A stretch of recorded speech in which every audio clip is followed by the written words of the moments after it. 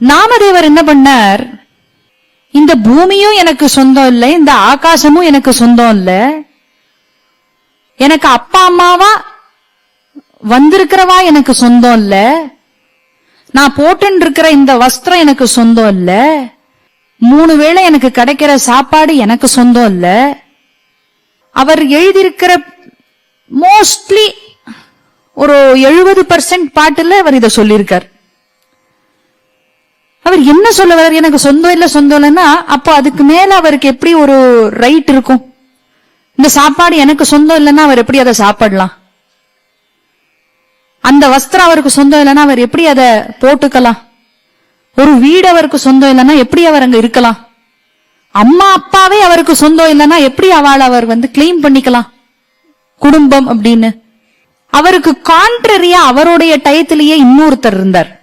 நாமதேவரை பத்தி பேசணும்னா பல பேரை பத்தி நம்ம சொல்லிட்டு வரணும் கூட. ஏன்னா அவருடைய அனுபவங்கள் அவாகிட்டேந்து அவர் நிறைய கத்துண்டதுதான். இந்த சந்துக்கள்ல இருக்கிறதுலயே ரொம்ப மேலானவர் நாமதேவர். ஏன் என்று கேட்டால், மிச்சவாளுக்கெல்லாம் ரொம்ப ஈஸியா ஞானம் வந்துருத்தோ, இவர் ரொம்ப கஷ்டப்பட்டு அதை சம்பாதிச்சுண்டார். அதனால இவர்கிட்டேந்து நம்மளால ஈஸியா கத்துக்க முடியும்.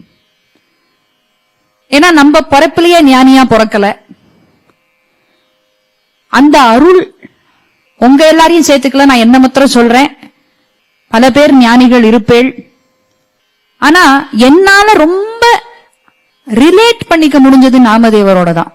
அதனாலதான் அவர் கேட்ட உடனே நாமதேவர் அப்படின்னு சொல்லிட்டேன். ஏன்னா ரொம்ப கஷ்டப்பட்டு மனுஷனுக்கு வரக்கூடிய அத்தனை ரிப்புகள், அந்த ஷட் ரிப்புகள்னு சொல்றா இல்லையா, அத்தனையும் அவருக்குள்ள இருந்து அதை உடைச்சுண்டு வெளியில வந்த ஒரு மகான்.